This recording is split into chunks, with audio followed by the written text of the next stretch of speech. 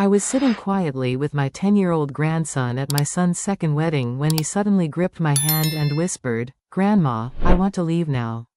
His small fingers were cold, trembling against my skin. I leaned closer, confused, and asked what was wrong. His lips shook as he whispered again, but this time his eyes darted nervously beneath the white draped table we were seated at. "Grandma," he stammered, "haven't you looked under the table?"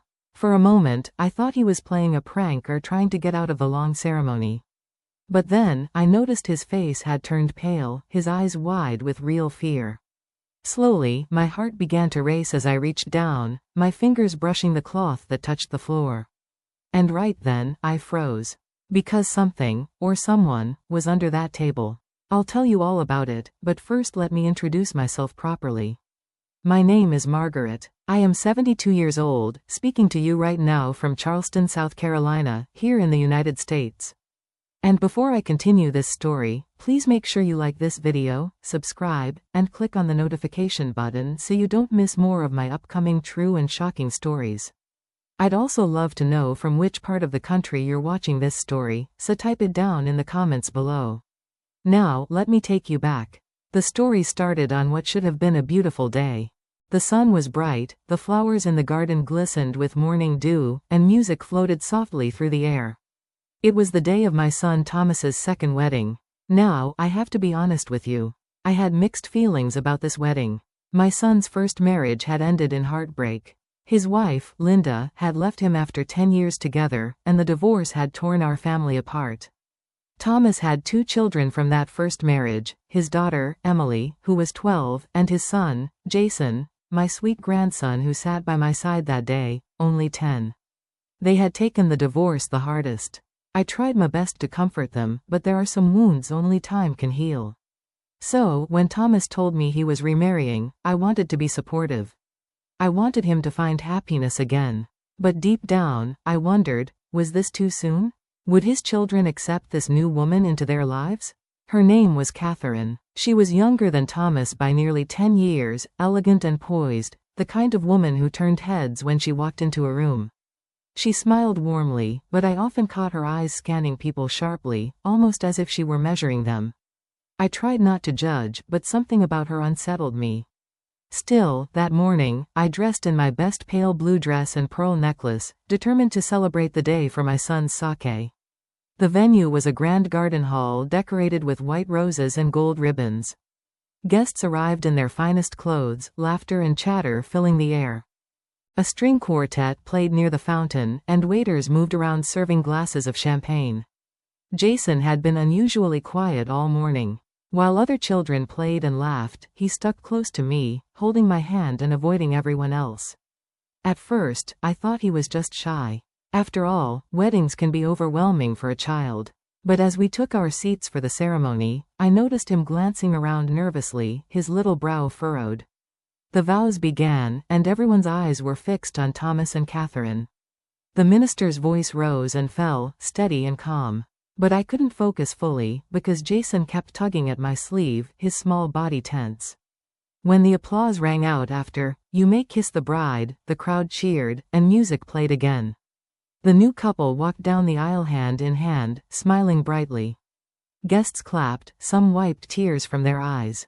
Yet Jason did not clap. He gripped my hand tighter, his knuckles white. "Grandma," he whispered, his voice low, "something's wrong." At first, I thought he meant the wedding itself, maybe his feelings about his father remarrying. But then, as the reception began and we took our seats at a round table near the front, Jason's whisper returned with urgency. That was the moment, the exact shocking moment, that began this entire story. He turned his face toward me, trembling, and said, "Grandma, I want to leave now." I asked why, leaning down so only he could hear me. His next words made my stomach drop. "Haven't you looked under the table?" My heart skipped a beat. Slowly, carefully, I reached for the tablecloth. But before I could lift it fully, something brushed against my shoe. I jerked my foot back, my breath catching. My grandson's grip tightened on my hand. I swallowed hard and bent lower, daring myself to peek beneath the cloth. That was when I saw a pair of eyes staring back at me from the shadows. The eyes were wide, unblinking, and filled with something I can only describe as hunger. I gasped and pulled back so sharply that my chair scraped loudly against the floor. Guests turned to look at me, confused. I forced a weak smile, pretending nothing was wrong. But inside, my chest thundered with panic. Who, or what, was under that table? I didn't want to alarm Jason any further, but I knew this was not something to ignore. I had to keep calm. I leaned toward him and whispered, "Stay still, sweetheart. Don't move." Jason nodded, but his lips trembled as though he might cry. I sat frozen, trying to think, my mind racing. Should I call for help? Should I look again to confirm what I saw? Was it simply a trick of the light, maybe a guest's child hiding and playing a game? But no, I knew what I had seen. Those eyes did not belong to a child at play. They belonged to something else. Before I could decide what to do, the band struck up a lively tune, and the new couple took to the dance floor. The crowd clapped and cheered, shifting their attention away from us. And that's when I felt it again, something crawling against my foot under the table. I bit back a scream, my body stiffening. Jason's eyes widened, and he whispered again, "Grandma, please, let's leave now." But we couldn't just leave. Not yet. I bent low once more, this time determined to see. With trembling hands, I lifted the edge of the cloth higher. The shadows shifted, and then, I gasped. What I saw made the blood drain from my face. And that is where everything began to spiral out of control. I pulled the cloth higher, my breath shaking. For a moment, I thought my eyes were deceiving me. But no, the sight was clear. A man crouched under the table, his face pale, his eyes wide and unblinking. His suit was torn, and his lips were trembling as though he had been trapped there for hours. But that wasn't the worst part. His hands and arms were bound tightly with thick rope, and there was duct tape halfway peeled off from his mouth. He looked at me desperately, his eyes pleading, as though begging me not to expose him. I nearly dropped the tablecloth. My whole body trembled. I snapped the cloth back down and sat up quickly, my heart pounding so hard it hurt. Jason's little voice quivered. "Grandma, did you see him?" I nodded faintly, unable to form words. My mind whirled. Who was he? How had he gotten under our table at the wedding? And more importantly, why was he tied up like that? I tried to calm myself. Maybe this was a terrible prank, some twisted joke. But the fear in his eyes was too real. That man wasn't pretending. He was trapped, desperate, and terrified. I whispered to Jason, "Listen to me carefully. Don't say anything to anyone yet. We must stay calm." He nodded, though his small hands still shook in mine. All around us, people laughed and clapped as Catherine twirled on the dance floor with Thomas. The music swelled, and glasses clinked as waiters served food. Nobody else seemed to notice the horror hiding right beneath our table. I forced myself to breathe evenly, though my hands trembled. Should I call for help right now? But what if people thought I was crazy? Worse still, what if the person who put that man there was sitting among us? I couldn't risk raising suspicion. Not yet. So, I sat still, pretending to smile at the celebration, all the while knowing that a bound and terrified man was crouching only inches from my feet. But then, just as I tried to think of a plan, I felt the table shift. Something was moving beneath it. And before I could react, Jason let out a small scream. Jason's scream was sharp but short, like the sound of a bird startled in the night. Heads turned from nearby tables, and a few guests gave us curious looks. My hand darted to his shoulder, steadying him, and I forced a shaky smile to the onlookers. "Everything's fine," I said quickly, my voice just a touch too loud. Just a cramp in his leg." A few people nodded politely and turned back to their meals, though one older man near us frowned as though he didn't quite believe me. The music swelled again, saving me for the moment. But under the table, I felt another movement, a shuffle, a tug. My stomach twisted in fear. The bound man was struggling. I leaned closer to Jason, whispering in his ear, "Sweetheart, you must stay calm. No more screams, all right? We don't want anyone to panic." He nodded, but his little body was trembling, his eyes fixed on the floor as if he could see straight through the tablecloth. I swallowed hard, then slowly bent down, pretending to drop my napkin. My hand reached for the edge of the tablecloth, and I lifted it just enough to peek inside again. The man's face was right there, so close I could see the sweat beading on his forehead. His mouth was working desperately against the duct tape, trying to make sounds that came out muffled and broken. His knees shifted painfully against the floor, bound tightly. But what struck me most was the look in his eyes, raw terror. He was not hiding for fun. He was hiding for his life. I let the cloth fall again, my mind racing. Who was he? And how could this horror be happening here, at my son's wedding, while everyone laughed and danced above? I tried to focus. Panic wouldn't help us. I needed to act carefully. But every thought crashed against the same wall. I couldn't do this alone.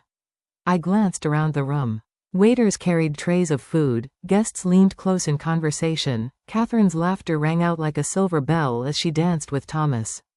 Everything looked so normal, so happy.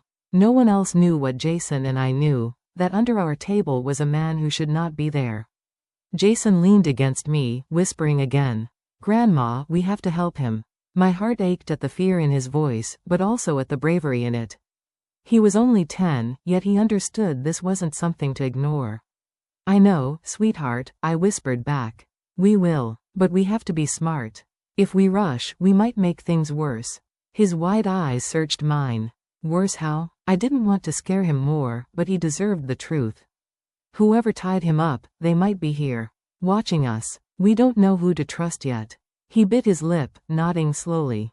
His little fingers gripped mine tightly, as though anchoring himself to my strength. For a few moments, we sat silently, trying to appear normal. Plates of food were placed before us, roast chicken, vegetables, rolls. Jason didn't touch his meal. I couldn't either. My stomach was twisted in knots. Then, from under the table, I felt another shuffle. The man was inching closer, desperate. I dared to peek again. His eyes were burning into mine, pleading. He shook his head frantically, as though warning me. Warning me of what? I dropped the cloth, my heart pounding louder than the music. Something was terribly wrong here. I needed a plan. My first thought was to wait until most guests were distracted, perhaps during the speeches or the first dance, and then quietly alert someone I could trust. But who? My son was too busy, and Catherine, no. Something in me resisted the thought of telling her. I didn't trust her. Then it hit me. The police. I had my phone in my purse.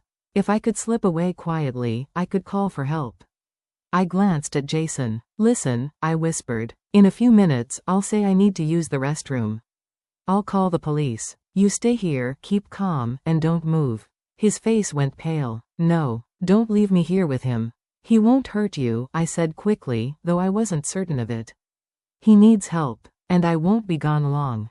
Just a few minutes." Jason shook his head violently, tears brimming in his eyes. "Please, Grandma, don't leave me."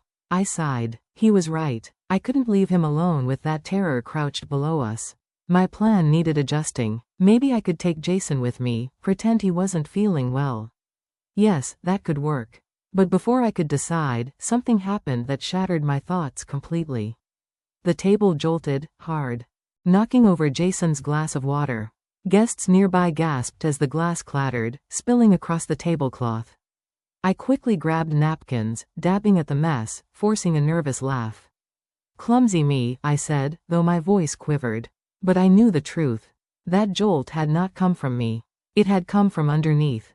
The man was trying to get out. I pressed my knee against the table, holding it steady, whispering urgently. "Stay put." Jason whimpered softly, his hands clutching the edge of his chair. The music shifted to a slower tune. Thomas and Catherine moved to the center for their official first dance as husband and wife. Everyone's attention turned to them. Applause rose. Cameras flashed. It was the perfect distraction. I bent low again, lifting the cloth quickly, whispering fiercely to the man. "Stay down. Stay quiet. We're going to get help." He shook his head violently again, eyes wide with alarm, as though trying to tell me it was already too late. And then I understood. Someone else knew he was there. I looked up quickly, scanning the room. And that's when my eyes caught it. A man in a black suit, standing near the exit. He wasn't clapping. He wasn't smiling. He was watching our table. Only our table. A cold chill swept down my spine. Who was he? My breath quickened. Was he the one who had tied the man up? Was he waiting for the moment the bound man tried to escape? Jason tugged at my sleeve. "Grandma," he whispered, "that man is staring at us." I nodded faintly, my heart hammering. "Don't look at him again," I whispered. "Just act normal." But it was too late. The man in the black suit had already seen Jason looking. His eyes narrowed, and a faint smile curled on his lips. I knew then that danger was closer than I had feared. The bound man under the table shifted again, this time with such desperation that I could hear the ropes scraping against the floor. I wanted to help him, but I was frozen, torn between fear and the need to protect Jason. And just when I thought things couldn't get worse, the lights flickered. The music stuttered, and suddenly, the entire hall went black. Screams rose instantly from the guests, the sound of chairs scraping, glasses shattering. Jason's hand clamped onto mine, his voice high with terror. "Grandma." In the darkness, I felt the table shake violently. Something was happening under there. And then, I heard a muffled cry. The man under the table was gone. The sudden darkness swallowed the hall whole. One moment there had been music, laughter, and flashing cameras. The next, nothing but pitch black and frightened voices echoing in the void. "Grandma," Jason cried, his small hands digging into mine. "Hold on to me, sweetheart," I whispered, trying to keep calm. "Don't let go, no matter what happens." Screams rose around us, chairs scraping, people bumping into each other in panic. A woman shouted for her child. Glass shattered somewhere across the room. The air filled with confusion, fear, and the heavy thud of footsteps. And then I felt it, an empty space where there should have been a presence. The man under the table was gone. I froze, my heart hammering in my chest. Just seconds ago, he had been there, struggling, bound, eyes pleading. And now, nothing. No ropes. No muffled cries. Just emptiness. Jason's voice trembled in the darkness. "Grandma, where did he go?" I couldn't answer. I didn't know. The lights flickered once, twice, and then blinked back on. The music did not return. Guests stood frozen in their seats, some clutching their glasses, others looking around in shock. Catherine clung to Thomas's arm on the dance floor, her wide eyes darting nervously. Waiters stood uncertain, their trays tilted at dangerous angles. Everyone looked shaken, but no one looked more shaken than me. I quickly bent and lifted the tablecloth again, desperate for proof that my mind hadn't imagined it. But it was true, there was no one beneath the table anymore.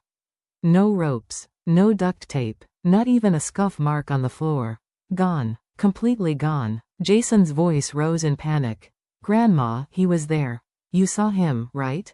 I wasn't dreaming? I hugged him close. "No, sweetheart. You weren't dreaming. I saw him too. But how could I explain what had just happened? How could a bound man simply vanish in a room full of people?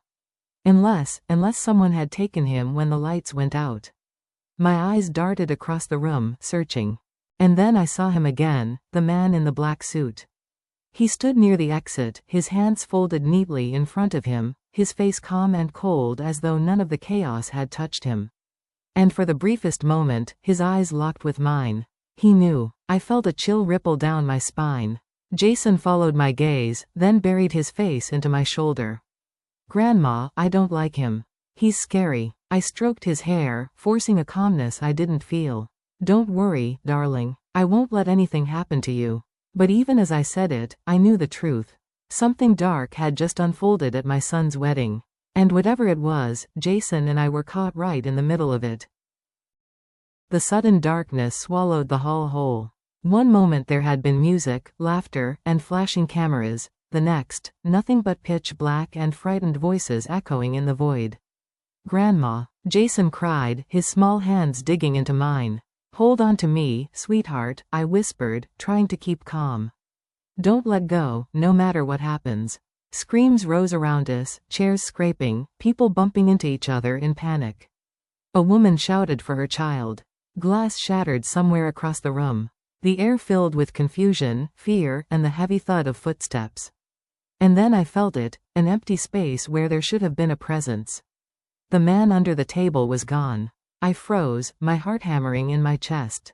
Just seconds ago, he had been there, struggling, bound, eyes pleading. And now, nothing. No ropes. No muffled cries. Just emptiness. Jason's voice trembled in the darkness. "Grandma, where did he go?" I couldn't answer. I didn't know. The lights flickered once, twice, and then blinked back on. The music did not return. Guests stood frozen in their seats, some clutching their glasses, others looking around in shock. Catherine clung to Thomas's arm on the dance floor, her wide eyes darting nervously. Waiters stood uncertain, their trays tilted at dangerous angles. Everyone looked shaken, but no one looked more shaken than me. I quickly bent and lifted the tablecloth again, desperate for proof that my mind hadn't imagined it. But it was true. There was no one beneath the table anymore. No ropes, no duct tape, not even a scuff mark on the floor. Gone. Completely gone. Jason's voice rose in panic. Grandma, he was there. You saw him, right? I wasn't dreaming? I hugged him close. No, sweetheart. You weren't dreaming. I saw him too. But how could I explain what had just happened? How could a bound man simply vanish in a room full of people? Unless someone had taken him when the lights went out. My eyes darted across the room, searching. And then I saw him again, the man in the black suit. He stood near the exit, his hands folded neatly in front of him, his face calm and cold as though none of the chaos had touched him. And for the briefest moment, his eyes locked with mine. He knew. I felt a chill ripple down my spine. Jason followed my gaze, then buried his face into my shoulder. Grandma, I don't like him. He's scary. I stroked his hair, forcing a calmness I didn't feel. Don't worry, darling. I won't let anything happen to you. But even as I said it, I knew the truth. Something dark had just unfolded at my son's wedding. And whatever it was, Jason and I were caught right in the middle of it. The door creaked open slowly, and the dim light spilled out into the hallway. I tightened my grip on Jason's hand as we stepped inside. The room was small, cold, and bare, like a storage area. Boxes were stacked against one wall, a single bulb swaying slightly from the ceiling. But it wasn't the boxes that made my breath catch. It was him, the man from under the table. He was slumped in a wooden chair, ropes wound tightly around his chest and arms, his legs bound to the chair legs.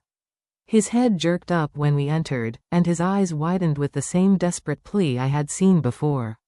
His mouth was gagged again with duct tape, but he made muffled sounds, his body straining against the ropes. Sweat ran down his pale face, and I could see the marks where the ropes had rubbed his skin raw.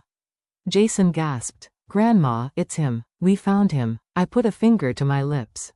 Shish, sweetheart. Quiet. My heart was racing so hard I could hear it in my ears. I rushed forward, my hands fumbling at the ropes. They were thick and tightly knotted, but I tugged anyway, desperate to free him. The man's eyes darted nervously toward the door behind us, then back to me, shaking his head wildly. No, no, no, he tried to say through the gag. I froze, my fingers on the rope. What is it? I whispered. He strained again, his eyes burning with warning. Jason tugged at my sleeve, his little voice trembling. Grandma, he doesn't want you to untie him. Confusion swept through me. Why wouldn't he want me to help? Unless someone was coming. My stomach dropped. I spun around just in time to see the door swinging shut behind us. And standing there, filling the doorway, was the man in the black suit. He didn't speak. He didn't need to. The cold smile on his face was enough to freeze my blood. Jason whimpered, clutching me tightly. The man stepped inside slowly, his shoes clicking against the floor. He reached out and shut the door firmly, the sound echoing like a lock on a prison cell. I placed Jason behind me, my arms spreading protectively. My voice trembled, but I forced it out. Who are you? What do you want? The man tilted his head slightly, as if amused. His eyes glinted, sharp and dark. And then, for the first time, he spoke. His voice was smooth, calm, and terrifying. You shouldn't have found him. You shouldn't have found him. The words rolled off his tongue slowly, like a snake slithering across the floor. My heart pounded so hard I thought it might burst. Jason pressed into my side, his tiny hands gripping my dress, trembling like a leaf in the wind. I swallowed, trying to summon courage I wasn't sure I had. Who is he? I asked, nodding toward the bound man. Why is he here? What are you doing to him? The man in the black suit's lips curled into something between a smile and a sneer. That, he said, pointing lazily at the man tied to the chair, is none of your concern. You were supposed to sit quietly, enjoy the wedding, and go home. But you had to look under the table. Jason gasped softly, his breath shaky. Grandma, let's leave, please. I squeezed his hand, keeping my eyes on the man in the suit. If you think I'm going to just walk away after seeing this, you're mistaken. The man chuckled, a low, dry sound that made my skin crawl. Brave words for a woman your age. He stepped closer, his polished shoes clicking against the concrete floor. With each step, the room seemed to shrink. The bound man jerked violently in the chair, his muffled cries growing louder, desperate. He shook his head, his eyes pleading with me again. I didn't know if he was warning me to run or begging me to save him. Jason's voice quivered. Grandma, what if he hurts us? I bent slightly, whispering, stay behind me, sweetheart. Don't move. The man in the suit stopped just a few feet away, his dark eyes narrowing. I don't like troublemakers. And you too are troublemakers. Something inside me snapped. Fear was clawing at my chest, but I refused to let Jason see me break. I straightened, my voice firmer this time. If you touch my grandson, I swear. He cut me off with a laugh, sharp and cold. What will you do? Call for help? No one will come. They're too busy eating cake, drinking wine, and pretending everything is perfect. He wasn't wrong. The muffled sounds of the celebration still carried faintly through the walls. It was almost unbearable. The contrast between the joyful music outside and the nightmare inside this small, hidden room. I forced myself to stay calm.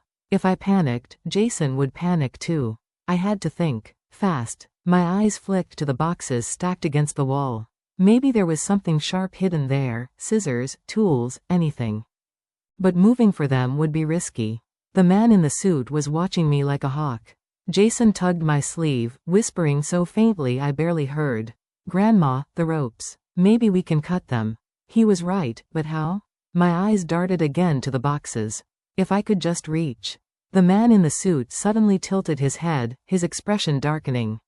I see what you're thinking. He stepped closer to the bound man and, without warning, yanked a small knife from inside his jacket. The blade glinted under the weak light. Jason gasped, clinging to me tighter. The man's voice dropped to a chilling whisper. If you interfere again, I'll make sure you regret it. Both of you. He pressed the blade against the bound man's throat. I froze, breath caught in my chest. One wrong move, and blood would spill. Jason buried his face into my arm, trembling. Grandma, please don't let him. I hushed him softly, my mind racing. I couldn't fight him head on. But I couldn't let this end here either. The bound man's eyes locked on mine, wide and desperate. And in that moment, I made a silent promise.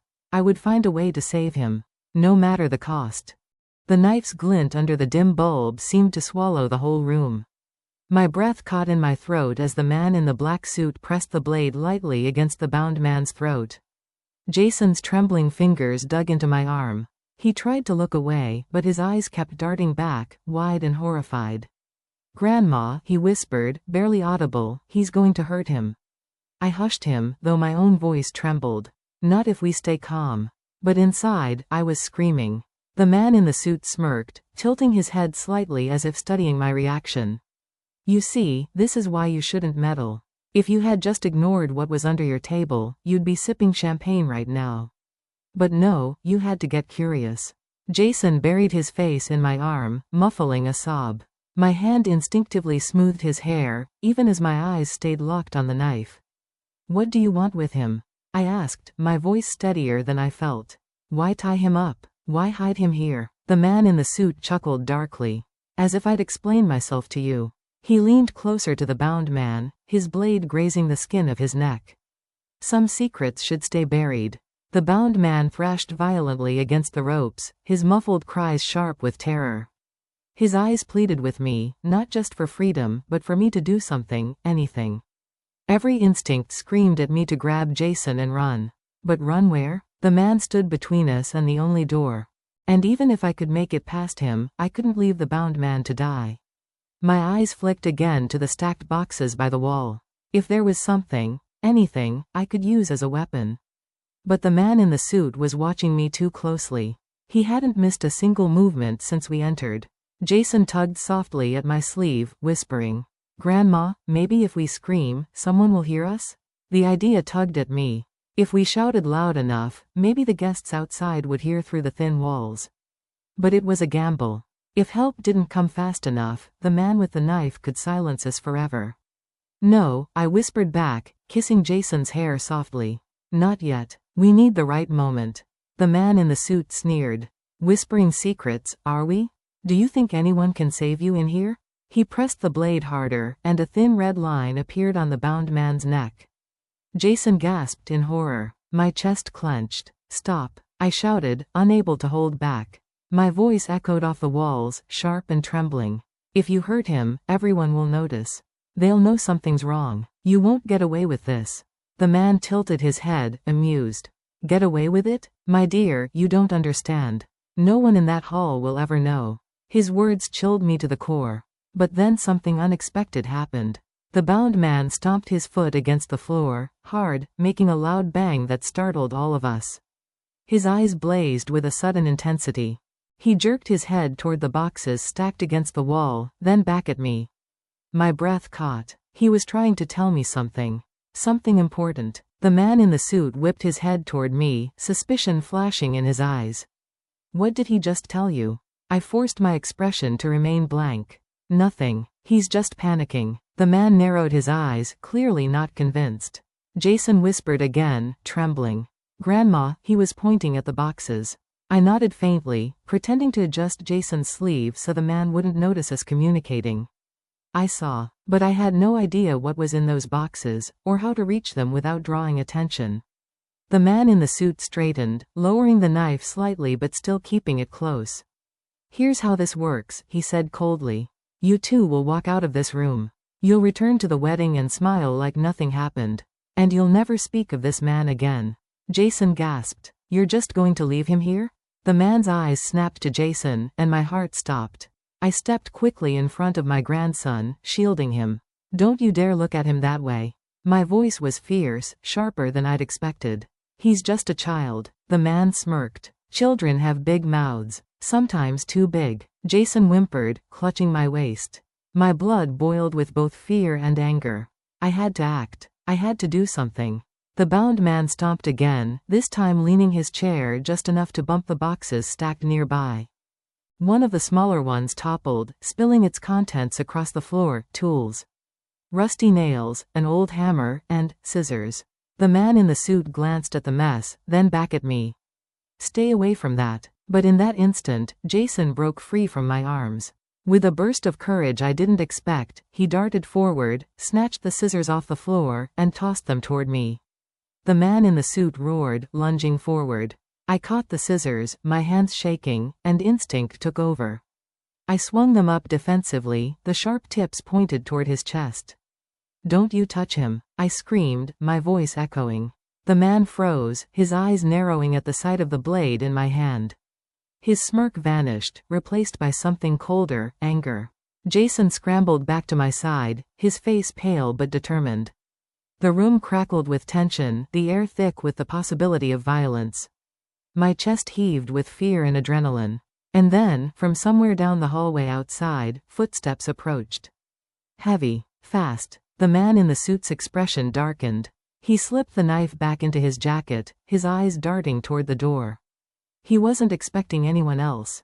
Neither was I. The footsteps grew louder, closer, until finally the door burst open, slamming against the wall with a crash. And standing there, breathless and wide-eyed, was my son, Thomas. Mom? Jason? Thomas's voice cracked as he froze in the doorway, taking in the scene. The bound man in the chair, me clutching a pair of scissors, Jason clinging to my side, and the man in the black suit glaring like a predator interrupted mid-hunt. Thomas's face drained of color. What is going on here? The man in the suit's lips curled back into that cold, mocking smirk. You came sooner than I thought. Thomas's eyes darted between us, confusion and fear battling on his face. Who are you? What are you doing to them? I stepped forward, clutching the scissors tighter. Thomas, don't come any closer. This man, he has a knife. He's dangerous. Jason whispered urgently, Daddy, he tied up that man. He was hiding under our table. Thomas's eyes widened as he finally noticed the gagged man tied to the chair. His whole body stiffened. Oh my God? The man in the suit chuckled, a low, chilling sound. Careful, Thomas. You wouldn't want to ruin your big day, would you? Thomas's head snapped toward him. You know my name? Of course, the man said smoothly. I know everything about you. About your family. Even your mother's stubborn streak. His eyes flicked toward me, sharp and mocking. I tightened my grip on the scissors, my pulse racing. Stay away from us. Thomas stepped further into the room despite my warning, his fists clenched. If you lay one finger on them, I swear. The man cut him off with a sneer. You'll what? Do you think anyone will believe you if you start screaming about this? Your wedding guests are laughing, drinking, dancing. They'll never hear a thing. Jason whimpered, his small voice trembling. Daddy, please, don't let him hurt Grandma. Thomas's jaw tightened. I saw something flash in his eyes then, something protective, fierce. Mom, he said quickly, his voice steady but low, take Jason and step back. Keep the scissors. If he comes at you, use them. I hesitated, torn between protecting Jason and refusing to leave Thomas alone. But before I could decide, the bound man suddenly thrashed violently against the ropes, his muffled cries urgent and panicked. He shook his head at Thomas, then jerked his eyes toward the man in the black suit. It was as if he was trying to warn him. Warn him about what? The man in the suit's smirk vanished. In a sudden, terrifying motion, he lunged, not at me, not at Jason, but straight at Thomas. No, I screamed. Thomas barely had time to react as the black-suited figure collided with him, sending both of them crashing hard into the boxes stacked against the wall. The sound of splintering wood and scattering tools filled the room. Jason cried out, clinging to me in terror. And I stood frozen, scissors still in my hand, as my son and the dark stranger wrestled violently on the floor. The room erupted in chaos. Thomas and the man in the black suit crashed to the floor, the boxes tumbling around them, tools scattering with sharp clinks and thuds. Dust swirled in the air as the two men grappled fiercely, their bodies straining with raw, desperate force. Daddy, Jason cried, his small voice splitting the tension as he clutched my waist. Stay back, Jason, I shouted, pushing him behind me, my trembling hands still gripping the scissors. My eyes darted wildly, torn between keeping Jason safe and helping my son. Thomas wrestled the man, fists flying. He landed a solid punch against the stranger's jaw, snapping his head back with a grunt. But the black-suited man was strong, unnaturally strong for someone his size. He recovered instantly, slamming his knee hard into Thomas's side. Thomas cried out, doubling slightly, but he didn't let go. He clawed at the man's jacket, trying to wrestle the knife free. The blade flashed. My heart stopped. Thomas, I screamed. The black-suited man swung wildly, the knife grazing Thomas's arm. Blood splattered across the concrete floor, bright and terrifying. Jason shrieked, covering his eyes. My chest constricted, panic clawing at me. But Thomas roared, fueled by something primal. He slammed the man's wrist hard against the floor, again and again, until finally the knife clattered away, skidding under the chair where the bound man sat. The bound man's muffled cries rose in pitch, desperate, frantic. He leaned forward as far as the ropes would let him, kicking toward the knife as though trying to stop anyone from grabbing it. I didn't understand. Was he warning us not to touch it? Or begging for it to be used? The black-suited man, furious now, twisted and shoved Thomas off him. Both men scrambled to their feet. Their chests heaved as they circled each other, eyes blazing. You don't know who you're fighting, the stranger hissed, his voice low, venomous. Thomas spat blood onto the floor, his fists raised. I don't care who you are. You're not hurting my family. I felt Jason trembling against me, and I whispered quickly, stay low, sweetheart. Don't move. Then I shifted my grip on the scissors, ready to strike if the man came near us again. The fight exploded once more. The two men collided with bone-crunching force, slamming against the wall. The bulb overhead shook violently, casting flickering shadows that made the scene even more nightmarish. Thomas drove his shoulder into the man's chest, shoving him back, but the stranger retaliated with a savage headbutt that sent Thomas staggering. Blood streamed from his nose, and I cried out, fear ripping through me. Jason whimpered, Grandma, he's hurt. I bit my lip so hard I tasted iron, but I couldn't break, not in front of Jason. The black-suited man lunged again, but this time Thomas ducked, grabbed a hammer from the spilled tools, and swung with everything he had. The hammer connected with a sickening thud against the man's shoulder. He cried out, his arm jerking back, but instead of collapsing, he only grew more enraged. With terrifying speed, he snatched the hammer right out of Thomas's grip and hurled it across the room.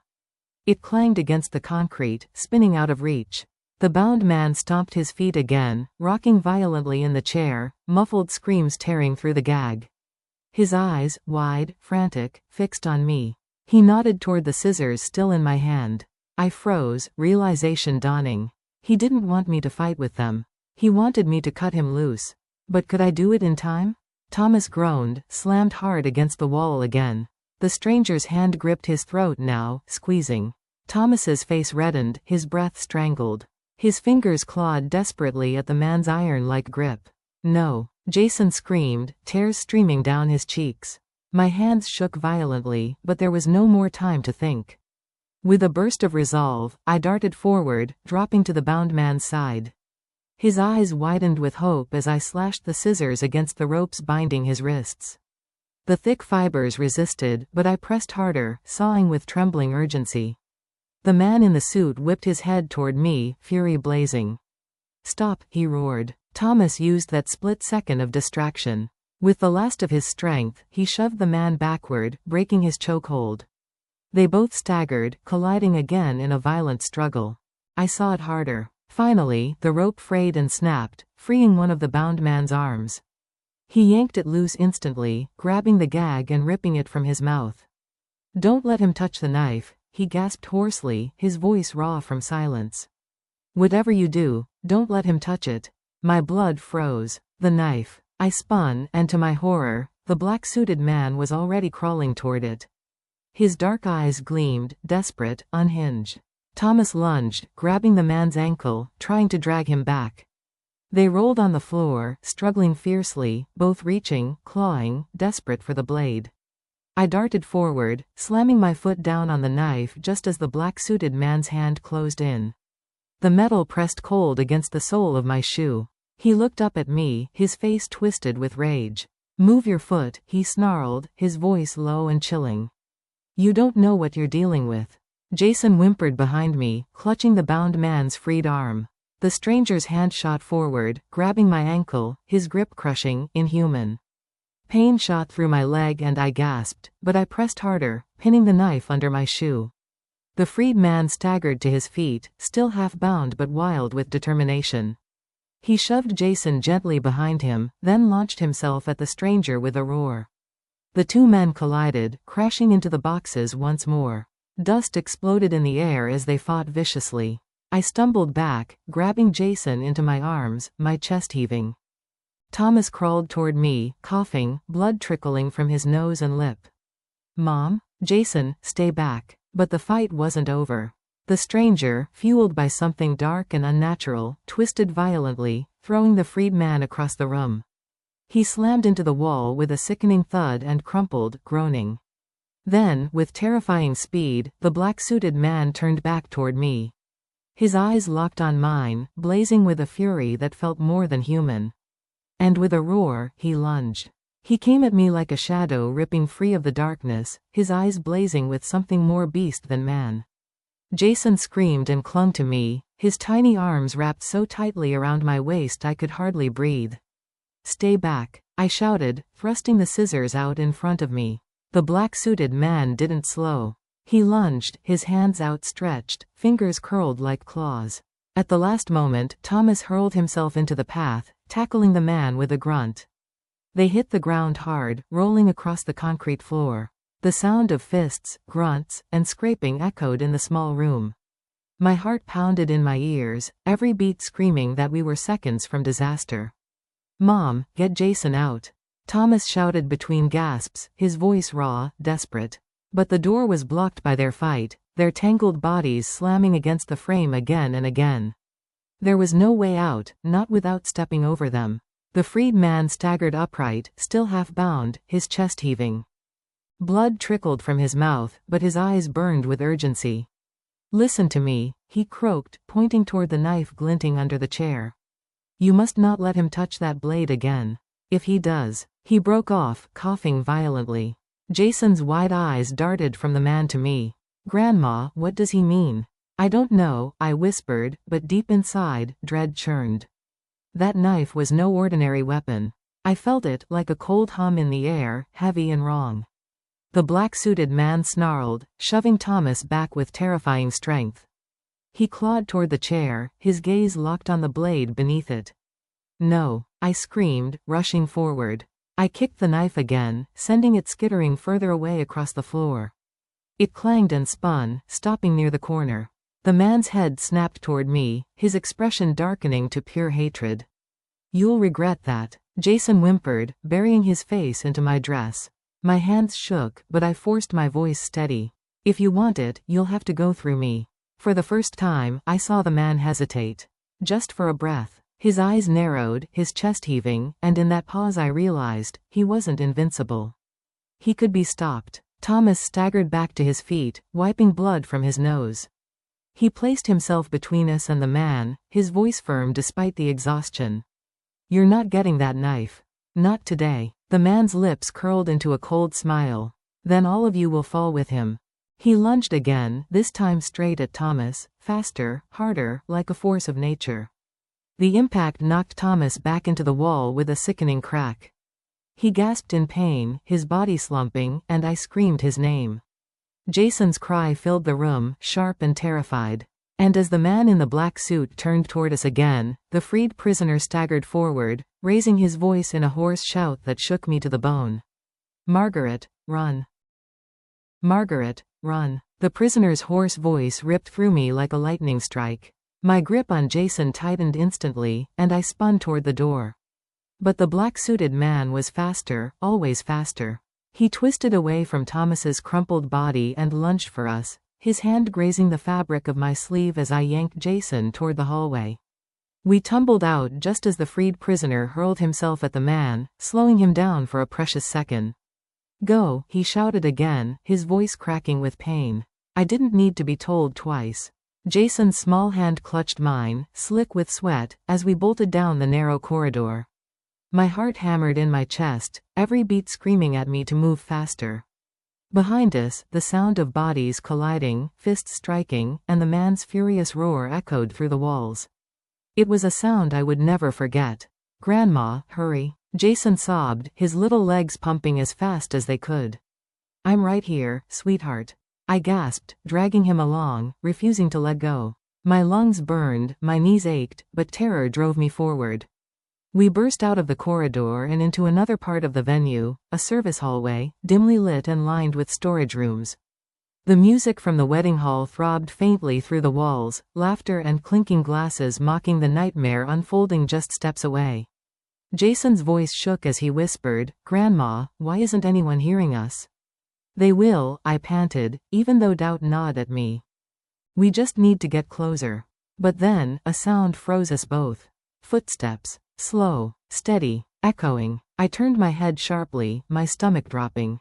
From the far end of the hallway, the black-suited man emerged, walking calmly now, as if he knew we had nowhere to run. His smile stretched cold and cruel, and his eyes gleamed with something beyond rage. Jason whimpered. He's coming. I yanked him into the nearest door I could find. It creaked open to reveal a cramped supply closet filled with mops, buckets, and cleaning chemicals. I shoved Jason inside first, then slipped in after him, pulling the door shut as silently as I could. The darkness swallowed us whole. Jason clung to me, his tiny chest rising and falling in panicked breaths. I pressed my hand gently over his mouth, whispering in the faintest breath. Shish, sweetheart. Don't make a sound. Outside, the footsteps grew louder. Slower now. Deliberate. Thud, thud, thud. They stopped directly in front of our hiding place. My pulse roared in my ears. Jason trembled so violently I thought the door itself would shake. The man's voice slithered through the silence, smooth and mocking. Margaret? I know you're in there. Jason squeezed his eyes shut, a tear slipping down his cheek. I hugged him tighter, praying, please, God, please keep him quiet. The man chuckled softly. You can't hide forever. For a terrible moment, the doorknob rattled. My breath hitched, and Jason buried his face in my chest. But then, silence. A long, dragging silence. Had he gone? I strained to hear, every muscle locked tight. And then, faintly, footsteps again, retreating this time, fading down the hall. I didn't dare move, not yet. We stayed huddled in that closet, listening, waiting. My legs cramped, my arm ached from holding Jason so close, but I didn't care. I couldn't risk making a sound. Finally, after what felt like an eternity, I whispered into his hair, "I think he's gone." Jason looked up at me, his eyes wide, wet, and scared. "Grandma, I'm so scared." "I know, sweetheart. I know. But we're going to get out of here." I kissed his forehead, though my lips trembled. "I promise you." I slowly cracked the door open, peering into the hallway. Empty. The hum of the fluorescent lights buzzed faintly, but no footsteps, no shadow. "Come on," I whispered, pulling Jason's hand gently. We slipped back into the corridor, moving quickly but carefully. Every shadow felt alive, every corner ready to swallow us. But just as we neared the end of the hallway, a figure stumbled into view. "Mom." Thomas's broken voice rasped. I gasped. He was covered in blood, his shirt torn, one eye swelling shut. But he was alive. Jason cried out, "Daddy," and ran to him. Thomas dropped to one knee, wrapping his arms around his son, wincing from the pain. "It's okay, buddy. I've got you." I hurried to them, my chest tight with relief and fear all tangled together. "Thomas, we have to go. Now." He nodded, grimacing as he tried to stand. "He's not human, Mom. I don't know what he is, but..." Before he could finish, a roar thundered down the hallway. The black-suited man stormed into view, his eyes burning like coals, his face twisted in fury. His jacket was torn, his shirt stained with blood, but he looked stronger, not weaker. His chest rose and fell in deep, inhuman breaths. Jason screamed, clutching Thomas. The man pointed at us, his voice low and booming all at once. "You think you can run from me? No one leaves until the knife chooses." The knife. The words chilled me to my core. Thomas pulled Jason behind him, his face pale but determined. "Mom, take him. Run." I shook my head, fear and love battling inside me. "I won't leave you." The man's smile stretched wider, cold and terrible.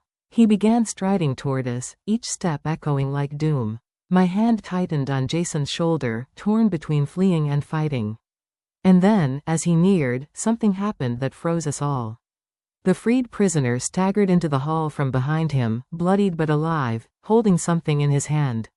Not the knife. A key. His voice rang out hoarsely, shaking with both fear and defiance. "Margaret, the truth is behind the locked door. Don't let him stop you." The black-suited man spun around, eyes blazing with hatred. And I realized, there was more to this nightmare than we had seen.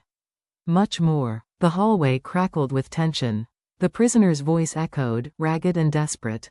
"Margaret, the truth is behind the locked door. Don't let him stop you." The black-suited man spun, his expression twisting into pure fury. "Shut your mouth," he bellowed, lunging toward the prisoner with terrifying speed. "Mom." Thomas gasped, clutching Jason's arm and shoving him toward me. "Go, now. Find that door." I caught Jason as he stumbled into my arms, his sobs muffled against my chest. My whole body trembled, torn between staying and running. How could I leave Thomas? But the prisoner's voice cut through my fear like a blade. "If he gets the knife, it's over. The door is your only chance." The words hit me hard. The door. A secret locked away. Answers we desperately needed. The black-suited man slammed into the prisoner, both of them crashing against the wall. The sound of fists and bone colliding made me flinch. "Grandma, please." Jason begged, his voice breaking. "We have to go." My heart shattered, but I knew he was right. I tightened my grip on him and forced my legs to move. We ran down the hall, Thomas's battered voice calling after us, "Don't look back," as the battle raged behind. The corridor twisted and narrowed, the lights flickering faintly overhead. My breaths came fast, ragged. Jason stumbled, and I lifted him into my arms despite the ache in my back, refusing to slow down. At the end of the hall stood a heavy steel door, its surface scarred with scratches. And there, glinting faintly under the buzzing light, was a padlock. The prisoner's words rang in my ears. "The truth is behind the locked door." I set Jason down gently, fumbling at the lock with trembling hands. My fingers slipped, my heart pounding. Jason's eyes were wide, wet with fear. "Grandma, what if it doesn't open?" Before I could answer, a voice echoed down the hall. Cold, mocking. "You can't hide from me, Margaret." The black-suited man. Jason gasped, clutching my sleeve. "He's coming." I tugged at the lock helplessly, my hands slick with sweat. Panic clawed at me. We were trapped, caught between him and this door that refused to yield. And then, from the far end of the corridor, something clattered against the floor. The key. It slid across the concrete, spinning until it stopped at my feet. Jason bent, snatched it up with trembling fingers, and pressed it into my palm. His whisper was urgent, desperate. "Grandma, use it now." Behind us, the footsteps grew louder, closer, relentless. And with shaking hands, I jammed the key into the lock. The key rattled in my trembling hands. My fingers barely obeyed me, slick with sweat, heart-hammering as though my body already knew what waited on the other side of that door. Jason's small hand gripped my sleeve so tight it burned. His eyes were wide, terrified, but shining with trust. "Grandma, hurry." The footsteps behind us echoed closer, each step deliberate, heavy, cruel. I shoved the key into the padlock. For a second, it wouldn't turn. My throat tightened, my mind screamed, "It's not working." Then, click. The lock snapped open. I yanked it off and pushed the steel door with all my strength. It groaned and shuddered as though resisting me, but then it swung open, revealing darkness. No time to think. I pulled Jason inside and slammed it shut just as the black-suited man's shadow stretched along the hall. Inside, silence. I fumbled for a light switch. My hand brushed a panel on the wall, and suddenly harsh fluorescent lights flickered to life, buzzing above us. Jason gasped. "Grandma." The room was nothing like I expected. It was a chamber. Large, circular, the concrete walls lined with shelves. And on those shelves, stacks of old boxes, folders, photographs. But what stole my breath were the glass cases in the center of the room. Inside each case lay an object.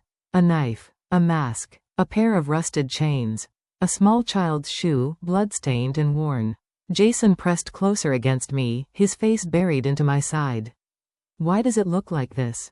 I didn't answer. Because I didn't know. I took a step forward, my eyes catching on the largest case of all. Inside it rested a knife, blackened with age, its blade carved with strange markings. It almost seemed to pulse under the light. And suddenly, pieces began to click together.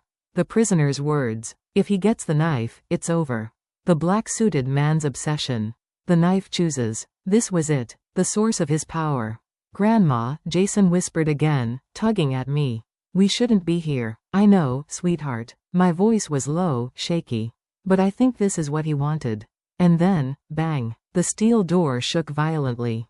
Jason shrieked, clinging to me. Bang. Another slam, harder this time. The man's voice thundered from the other side. "You can't keep me out, Margaret. That door won't save you." I looked around desperately. The room had no other exit, no windows. Only the shelves and the cases, filled with objects that made my skin crawl. I spotted a desk shoved into the corner. Papers littered its surface. Some looked recent, some yellowed with age. Against my better judgment, I hurried over and shuffled through them, searching for answers. Names, dates, photographs of people, families, children, couples, all marked with red stamps.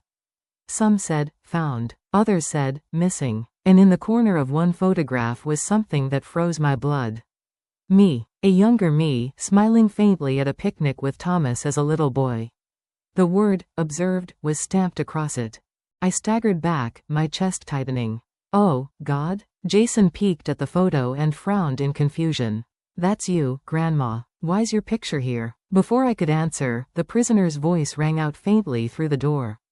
Weak, but urgent. "Margaret, listen to me." I froze, clutching Jason close. His voice carried through the pounding. "That knife, you must destroy it. If he touches it, if he claims it, no one will ever leave this place alive." My gaze shot to the glass case. The blackened blade gleamed faintly, as though it had been waiting for someone to notice.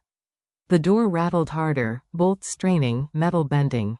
Jason cried out, "He's coming in." I didn't think. I dashed toward the case, my hands fumbling at the lock. It wasn't like the padlock before, it was sturdier, sealed. Grandma, no. Jason whimpered, tugging my arm. What if it's dangerous? It already is, I whispered. The pounding on the door reached a frenzy now, deafening. The man's voice was no longer mocking, it was primal, furious. That blade belongs to me. Do not touch it. The prisoner's voice broke through again, weaker. Margaret, smash the glass. Now. I looked around, spotting a rusted crowbar leaning against the desk. I grabbed it, my hands shaking, and raised it high. For a moment, time seemed to freeze. Jason's tear-streaked face looked up at me, his small voice trembling. Grandma, please don't leave me. My heart cracked, but I knew what I had to do. I swung. The glass shattered with a deafening crash, shards scattering across the floor. The knife clattered out, its black blade ringing against the concrete. Jason screamed, covering his ears. And at that same instant, the door exploded inward. The black-suited man burst into the room, his eyes wild, his suit torn and bloody. He roared when he saw the shattered case. No. The prisoner stumbled in behind him, barely standing, his face pale and broken. He pointed weakly at the knife. Margaret, take it. Don't let him touch it. But the knife on the floor seemed alive now, its strange markings glowing faintly. The air grew heavy, the lights flickering as though the entire building shuddered at its awakening. The man's eyes locked on it, burning with greed. He surged forward, knocking aside shelves as though they were paper. Grandma, Jason screamed. I lunged for the knife, my hand inches away. But so was his. The blade pulsed between us, humming with a dark power that rattled my bones. I felt it tugging at me, calling me, as though it wanted me to choose. His hand shot forward, mine trembling above the blade. And then, Jason screamed louder than I had ever heard before. Grandma, don't touch it. His cry ripped through the air, echoing, shaking something deep inside me. My fingers froze, but the man did not stop. His hand closed over the knife. And the room erupted in blinding light. The light was blinding. Jason buried his face in my chest as the walls trembled and the shelves rattled, papers flying like startled birds. When the glare finally dimmed, I saw him, the black-suited man, standing tall, the knife clutched in his fist. But he was no longer just a man. His eyes burned like molten fire, his skin cracked with glowing lines as though something unholy pulsed inside him. The prisoner, barely upright, shouted hoarsely, "It's too late. Once the knife chooses, he can't be stopped, unless," he collapsed, choking on his words. The black-suited man turned his gaze on us, his smile sharp and terrible. Do you see now, Margaret? This was always meant to be. Jason whimpered. Grandma, I stepped in front of him, my legs trembling but my resolve iron. You won't touch him, not while I'm alive. The man laughed, lifting the blade. The air crackled, heavy with energy. But then something happened I couldn't explain. Jason stepped out from behind me. His small voice shook but carried power beyond his years. Stop. You don't belong here. The man froze. For the first time, his smile faltered. The knife in his hand quivered, its glow flickering. He tightened his grip, snarling, "It chose me." But Jason's voice grew stronger, braver. No, it didn't. It chose us. Light burst from the knife, brighter than before, but this time it wasn't dark or violent. It was pure, flooding the chamber, washing over the shelves, the photographs, the chains. The man screamed, clawing at his burning skin as the blade crumbled to ash in his hand. His body convulsed, the fire in his eyes extinguished. Then, with one final roar, he disintegrated into nothing, leaving only silence behind. I rushed to Jason, holding him close, my tears soaking his hair. You saved us, sweetheart. You saved everyone. The prisoner, lying weak against the wall, gave me a faint, broken smile. The truth was never about the knife. It was about who had the courage to resist it. His eyes fluttered shut, and with a sigh, he went still. For a long moment, there was only the hum of the flickering lights. Then Jason whispered, Grandma, can we go home now? I kissed his forehead, my heart aching with both fear and relief. Yes, darling, home, and we'll never forget what happened here. Because in that moment, I knew the life lesson clear as day. Evil wins when we give in to its temptations. But even the smallest voice, when it stands for good, can break the darkest chains. So if you're watching this, remember, stay brave, stay true, and never underestimate the power of doing what's right. Thank you for staying with me through this story. Don't forget to subscribe, like, and click the notifications button for more upcoming stories. And let me know in the comments which part of the country you're watching from. I'd love to hear from you.